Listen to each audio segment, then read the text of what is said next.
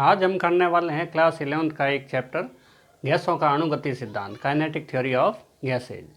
इसमें गैसों का अणुगति सिद्धांत, गति सिद्धांत,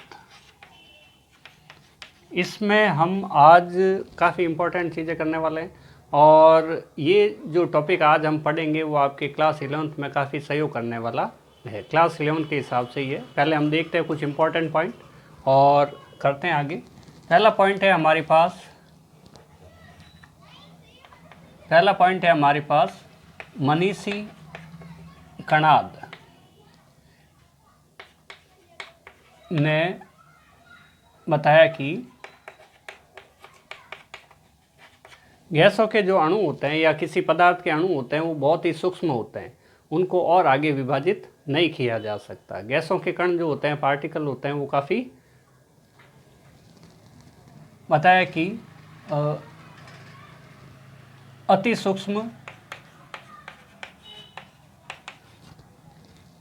सूक्ष्म अविभाज्य कण परमाणु कहलाते हैं।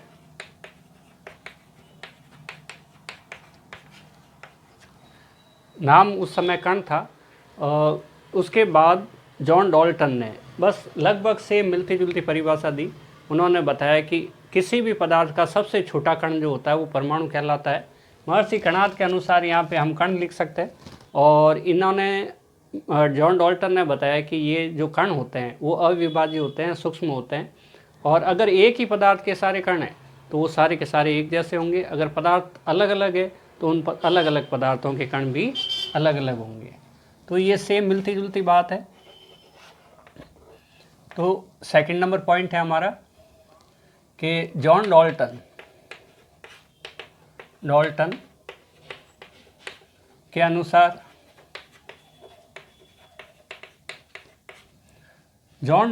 अनुसार पदार्थ का सूक्ष्मतम कण क्या कहलाता है? परमाणु कहलाता है। तो पहला पॉइंट क्या हुआ? मनीषी कणाद ने बताया कि अति सूक्ष्म अविभाज्य कण को छोटा जो भाग होता है उसको हम कण कहते हैं, परमाणु लिखा है।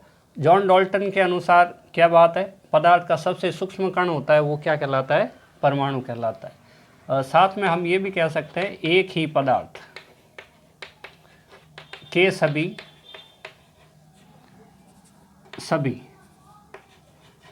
परमाणु एक समान होते हैं, एक जैसे होते हैं। साथ ही अगर परमाणु अलग अलग है, पदार्थ अलग अलग है तो उनके परमाणु भी अलग अलग होंगे। साथ ही अलग अलग पदार्थों के परमाणु भी अलग अलग होंगे। मतलब हम यहाँ इस चीज़ को समझने का अगर प्रयास करें तो क्या कर सकते हैं कि मान लो लोहे के पार्टिकल है, तो लोहे के पार्टिकल है तो सारे के सारे लोहे के पार्टिकल बिल्कुल एक जैसे होंगे। लेकिन अगर हम तुलना करें लोहे के पार्टिकल और तांबे के पार्टिकल की तो ये पार्टिकल बिल्कुल अलग अलग होंगे। लोहे के अलग होंगे, तांबे के अलग होंगे। तांबे के सारे पार्टिकल एक जैसे होंगे, लोहे के सारे पार्टिकल एक जैसे होंगे। लेकिन लोहे के और तांबे के पार्टिकल की तुलना नहीं की जा सकती, वो दोनों अलग अलग होंगे। तो इसके अंदर हम और आगे क्या कर सकते हैं?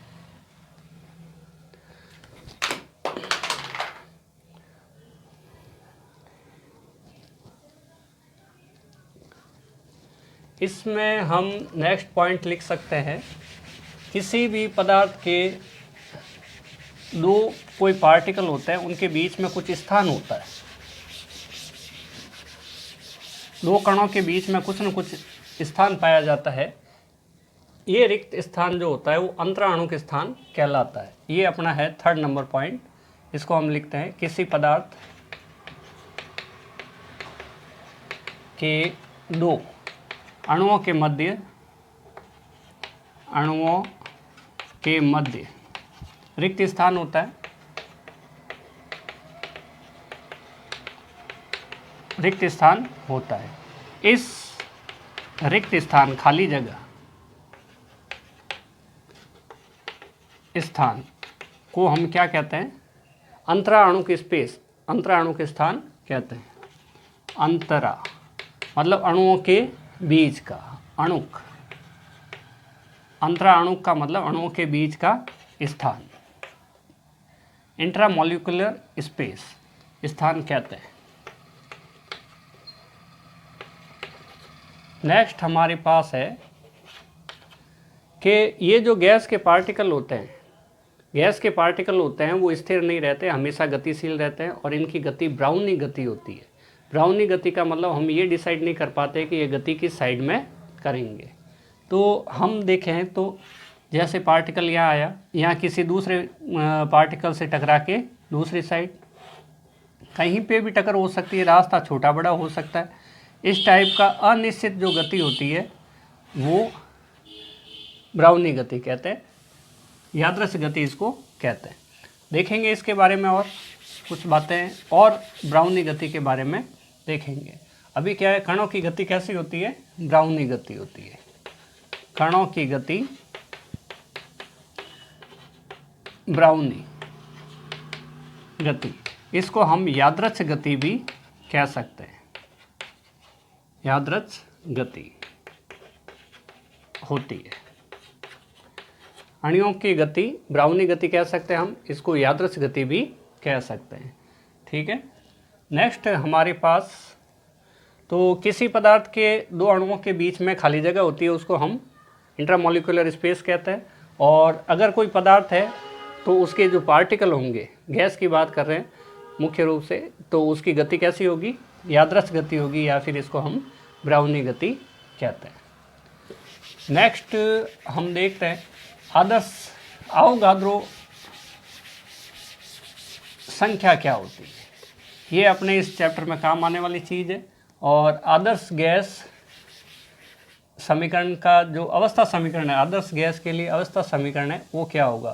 तो ये 5 नंबर है। पहले देखते हैं अवोगाद्रो संख्या क्या है।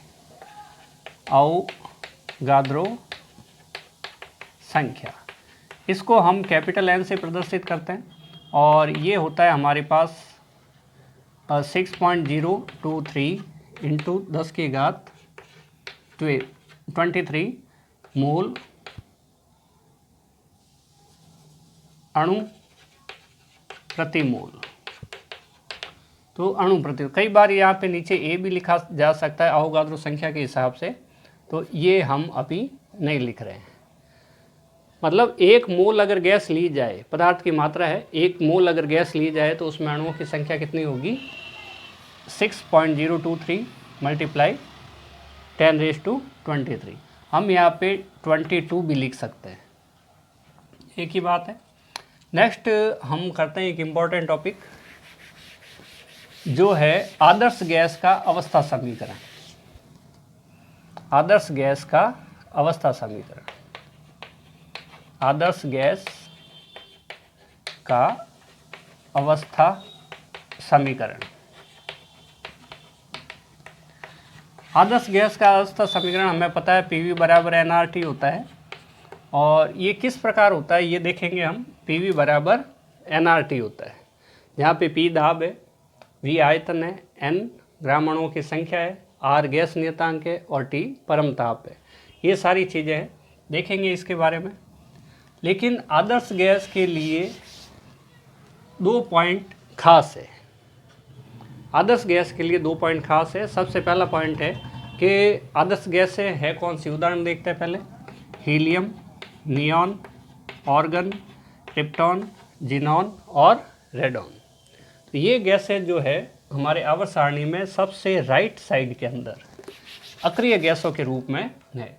ये गैसें वो होती है जिनके अंदर या तो द्विक पूरा होता है जैसे हीलियम है, या फिर अष्टक पूरा होता है, ताकि ये ज़्यादा स्थायी होते हैं और इनका इलेक्ट्रॉन विन्यास ज़्यादा स्थायी होता है और ये अपने आस पड़ोस के परमाणुओं से भी ज़्यादा स्थायी होते हैं। स्थायी होने के कारण ना तो ये इलेक्ट्रॉनों का साझा करते हैं न इलेक्ट्रॉनों का त्याग करते हैं और न ही इलेक्ट्रॉन ग्रहण करते हैं। ये आदर्श गैस है। आदर्श गैसों के अंदर गुण क्या पाया जाता है? आदर्श गैसें जो होती है उनके पार्टिकल इतने सूक्ष्म होते हैं, बहुत छोटे होते हैं, बहुत छोटे होते हैं, इतने छोटे होते हैं कि पात्र के आयतन की तुलना में गैसों के अणुओं का आयतन नगण्य होता है। तो हम गैस का आयतन यहाँ पे नगण्य मान के चलेंगे हमेशा, अगर आदर्श गैस है तो। वास्तविक गैस में कुछ आयतन लिया जाता है, हम यहाँ पे अभी आदर्श गैस की बात करते हैं। सेकंड बात हमारे पास ये आती है कि ये जो आदर्श गैस है इनके अणुओं के बीच में न तो आकर्षण लगेगा और न ही प्रतिकर्षण लगेगा। आकर्षण और प्रतिकर्षण बल नहीं लगता है। अगर आकर्षण लगता है, आकर्षण बल होता है गैस के अणुओं के बीच में, तो आकर्षण बल के कारण स्थितिज ऊर्जा होती है। आकर्षण बल के कारण स्थितिज ऊर्जा होती है। आकर्षण बल के कारण कौन सी ऊर्जा होती है? स्थितिज ऊर्जा। अगर आकर्षण बल आदर्श गैस के अणुओं के बीच में नहीं लगता है तो स्थितिज ऊर्जा का मान भी शून्य होता है। नेक्स्ट देखते हैं हम कि कुल ऊर्जा की अगर बात करें, कुल ऊर्जा, तो कुल ऊर्जा बराबर होता है गतिज ऊर्जा प्लस स्थितिज ऊर्जा। अब हमने बोला आकर्षण बल नहीं है, आकर्षण बल नहीं है तो स्थितिज ऊर्जा भी नहीं है, तो स्थितिज ऊर्जा का मान कितना हो गया? 0 हो गया। इसका मतलब कुल ऊर्जा का मान कितना हो गया? गतिज ऊर्जा के बराबर हो गया प्लस स्थितिज ऊर्जा का मान 0 हो गया। यानी कि हम ये भी कह सकते हैं कि आदर्श गैस की जो कुल ऊर्जा होती है वो गतिज ऊर्जा के रूप में होती है, और ये गतिज ऊर्जा का जो मान है वो गैस के ताप पर निर्भर करता है। ताप, टेम्परेचर बढ़ेगा तो इस गैस की कुल ऊर्जा का मान भी बढ़ेगा। आदर्श गैस की बात कर रहे हैं। तो अभी हमने 2 पॉइंट के ऊपर डिस्कस किया है।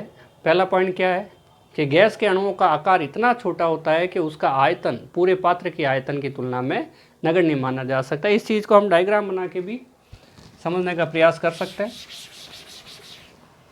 कि हमारे पास ये एक पात्र है जिसके अंदर हमने आदर्श गैस भरी है। तो अगर ये पार्टिकल है तो इस पार्टिकल का आकार जो होगा, या इसके पूरे गैस पात्र के अंदर भरी हुई है जो गैस, उस पूरी गैस का आयतन जो होगा वो इस पात्र के आयतन की तुलना में नगण्य होगा। हम बात कर रहे हैं भाई इसमें बहुत सारे अणु हैं, उन सब अणुओं का आयतन स्मॉल वी है, छोटा वी है, और पात्र का आयतन क्या है? कैपिटल वी है। तो ये कैपिटल वी की वैल्यू बहुत अधिक होगी, बहुत अधिक होगी, और ये स्मॉल वी की वैल्यू बहुत कम होगी। इतनी कम होगी कि हम इसको नगण्य लेंगे, इतनी कम हो जाएगी इसकी वैल्यू कि हम इसको क्या मानेंगे? नगण्य मानेंगे। तो क्या बात समझ में आई? समझ में ये आया कि गैस के अणुओं का आयतन पात्र के आयतन की तुलना में नगण्य होता है। सेकंड, कि इन अणुओं के बीच में आकर्षण या प्रतिकर्षण बल नहीं लगता है। आकर्षण प्रतिकर्षण बल नहीं लगने के कारण क्या हुआ? आकर्षण नहीं लगने के कारण हुआ कि इसकी स्थितिज ऊर्जा का मान 0 हो गया। स्थितिज ऊर्जा का मान 0 होते ही आदर्श गैस की कुल ऊर्जा जो है वो किसके बराबर हो गई? वो हो गई हमारे पास टोटल एनर्जी गतिज ऊर्जा के बराबर हो गई। अगर गतिज ऊर्जा के बराबर हो गई तो हम लिखेंगे कुल ऊर्जा बराबर गतिज ऊर्जा, क्योंकि स्थितिज ऊर्जा तो 0 है। तो यही 2 पॉइंट लिखते हैं। पहला पॉइंट है हमारे पास कि ये आदर्श गैस के अणु आकार में अति सूक्ष्म होते हैं, आकार में अति सूक्ष्म होते हैं। इनका आयतन पात्र के आयतन की तुलना में नगण्य होता है। इनका आयतन पात्र के आयतन की तुलना में क्या होता है? नगण्य होता है। तो ये एक बात हुई। सेकंड हम क्या कर सकते हैं कि सेकंड कर सकते हैं कि गैस के अणुओं के मध्य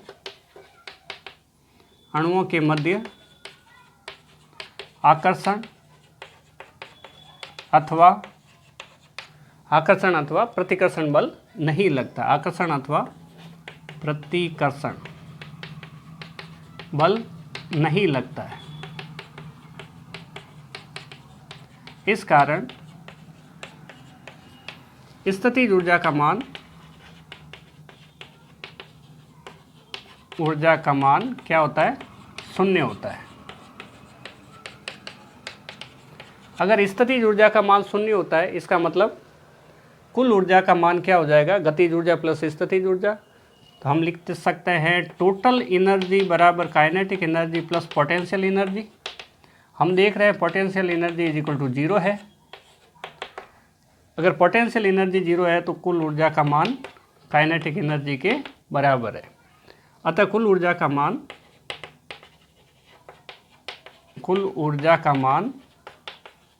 किसके बराबर होगा? गतिज ऊर्जा के बराबर होगा। गतिज ऊर्जा के बराबर होता है, यानी कि कुल ऊर्जा का मान गतिज ऊर्जा के बराबर होगा, स्थितिज ऊर्जा का मान 0 होगा। तो ये हम सारा का सारा देखते हैं। ये पूरा कंप्लीट है दोनों पॉइंट।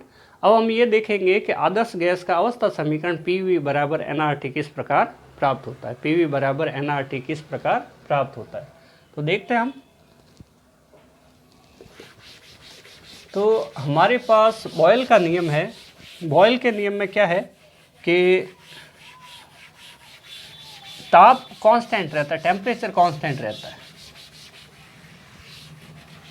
बॉयल के नियम में टेम्परेचर कांस्टेंट रहता है और दाब और आयतन में संबंध देखा जाता है। भाई दाब और आयतन में क्या संबंध होगा? देखो, ये हमारे पास अगर T बराबर कांस्टेंट हो जाए और फिर प्रयोगों से हम ये बता दें कि P व्युत्क्रमानुपाती V होता है। ये बॉयल का नियम है। बॉयल का नियम में अपने को ये बात याद रखनी है, टेम्परेचर क्या रहेगा? कांस्टेंट रहेगा और आयतन जो होगा वो दाब के व्युत्क्रमानुपाती होगा, या जो दाब होगा वो आयतन के व्युत्क्रमानुपाती होगा। व्युत्क्रमानुपाती का मतलब क्या? Inversely proportional to. इसका मतलब क्या कि आयतन में अगर वृद्धि होती है, तो दाब में क्या होगा? कमी होगी। और अगर दाब में वृद्धि होती है तो आयतन में क्या हो जाएगा? कमी होगी। दोनों एक दूसरे के उल्टे चलेंगे, एक में वृद्धि होगी तो दूसरे में कमी होगी। तो देखते हैं, तो हम देखते हैं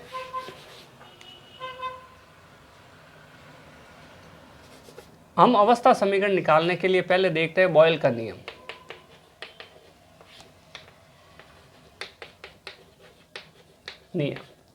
बॉयल के नियम के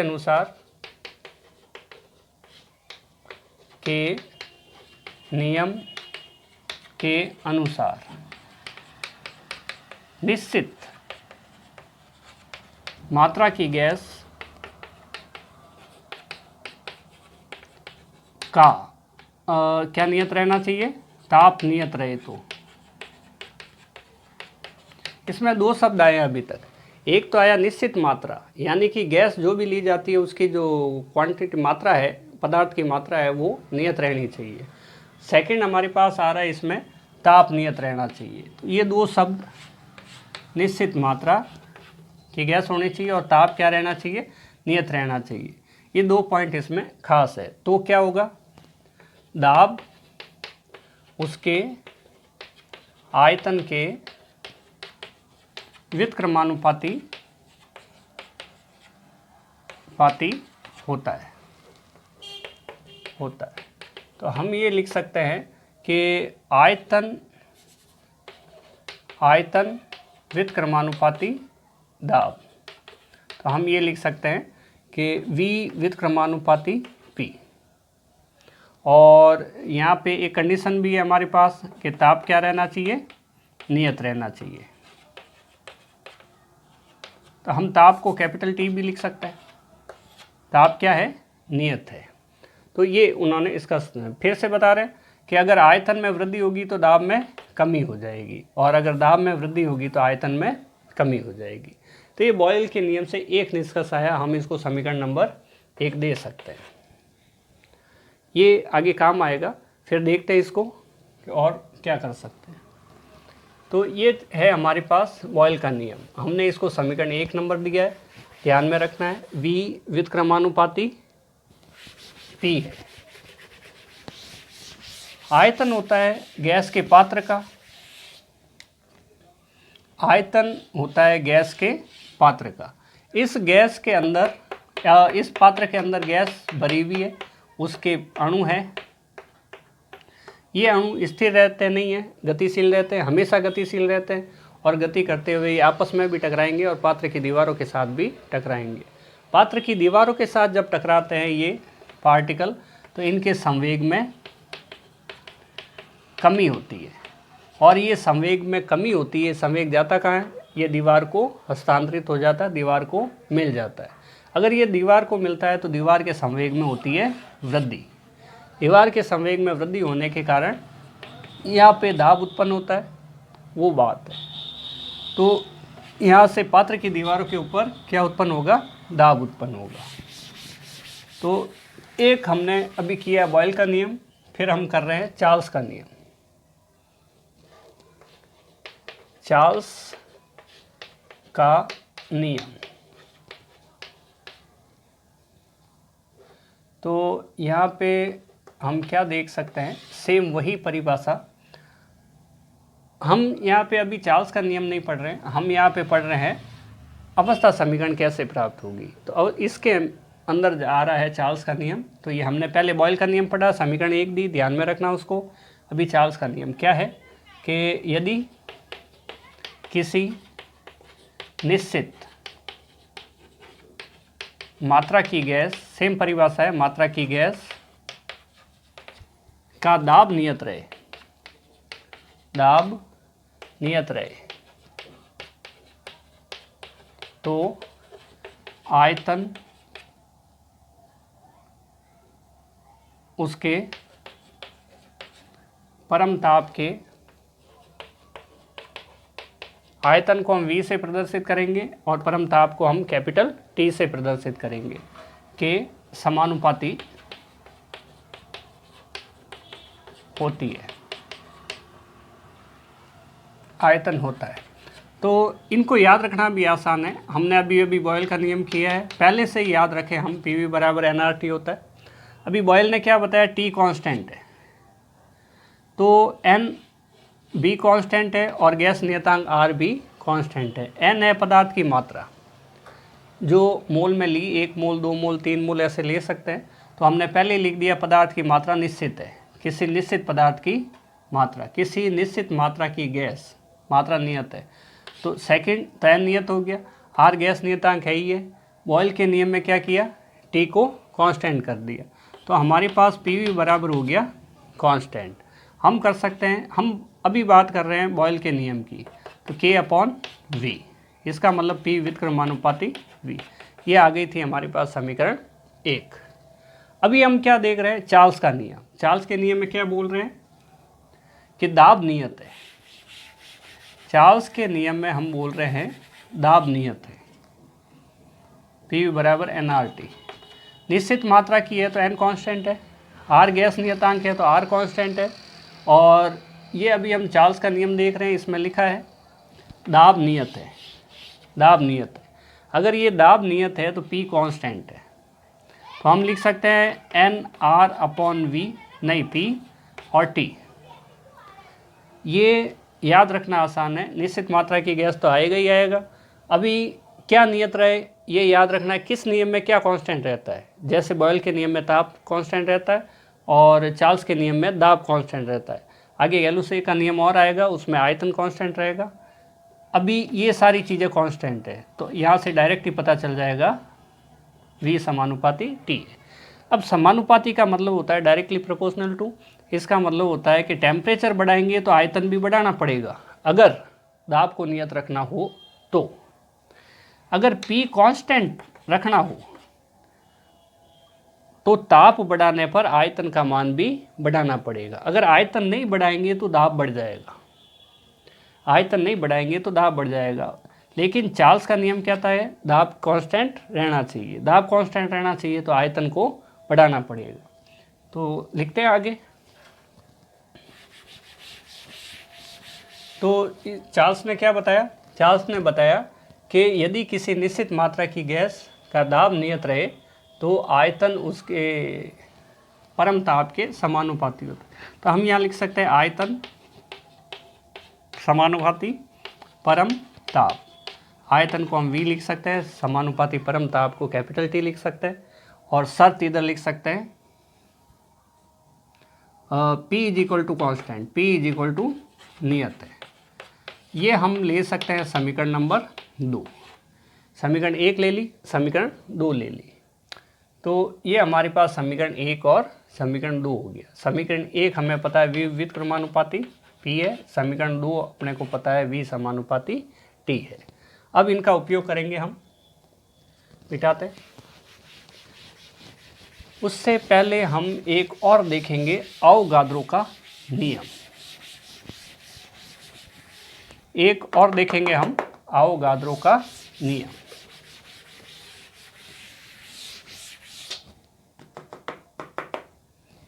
तो क्या है अवोगाद्रो का नियम? अवोगाद्रो का नियम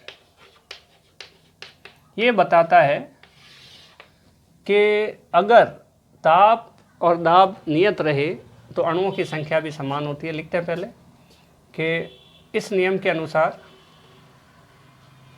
इस नियम के अनुसार नियत ताप और दाब पर आयतन और ग्राम अणुओं की संख्या, आयतन और ग्राम अणुओं की संख्या समानुपाती होते हैं। यानी कि आयतन समानुपाती ग्राम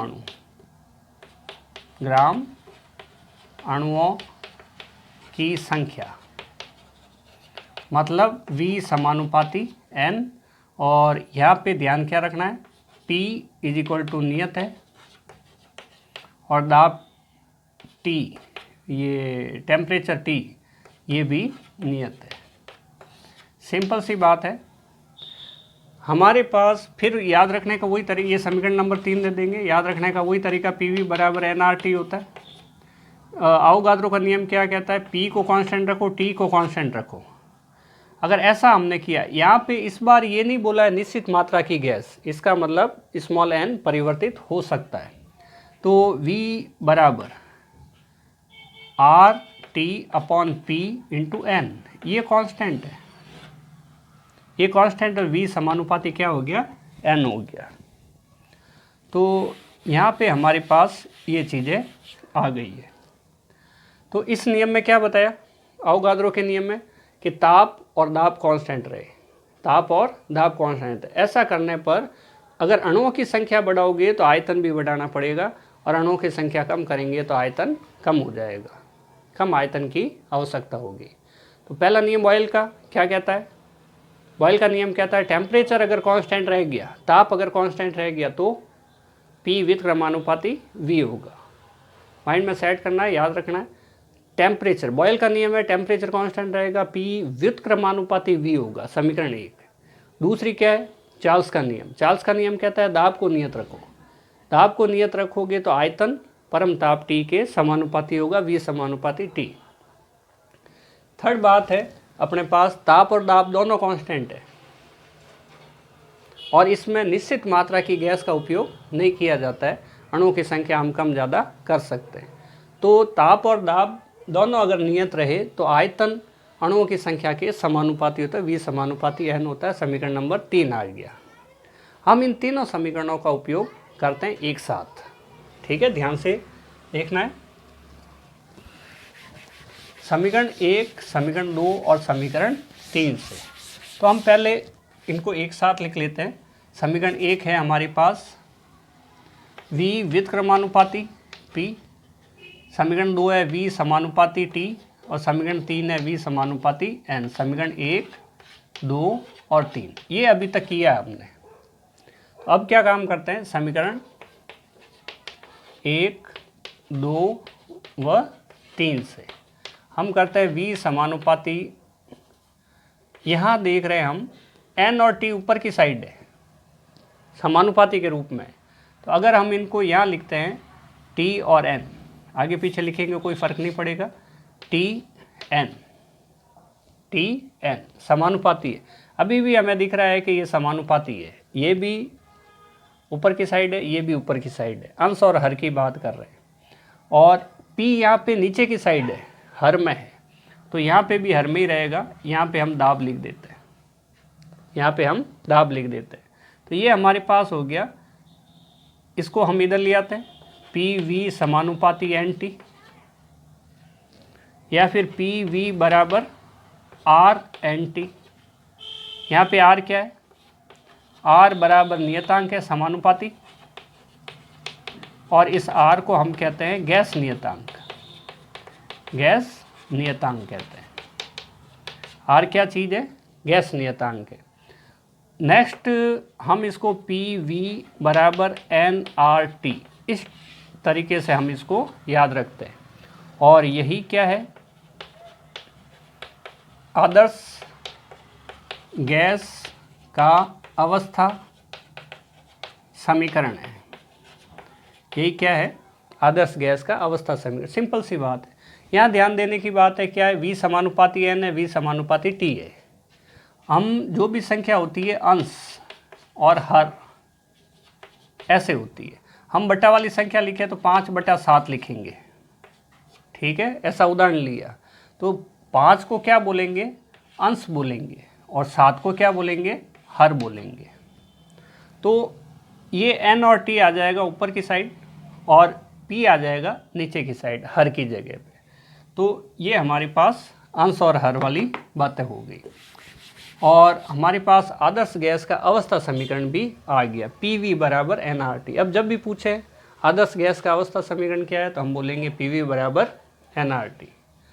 नेक्स्ट और देखते हैं इसमें, यहाँ पे जो n है, इधर ही लिख देते हैं, जो n है उसके फॉर्मूले क्या क्या है।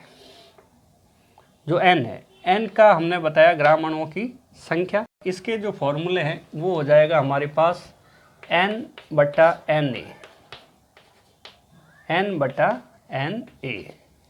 n तो है नॉर्मल अणुओं की संख्या, और कैपिटल N है अवोगाद्रो संख्या। तो कर देते हैं, ये है हमारे पास अणुओं की संख्या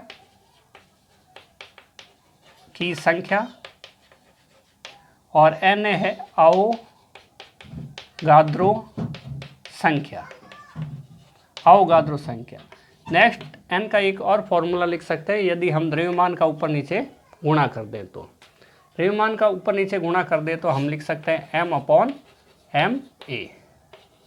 तो ये काम आएंगे अपने फॉर्मूले, ये काम आएंगे, तो इनको हम लिख सकते हैं। तो सेम फॉर्मूला ये भी हमें याद रख सकते हैं,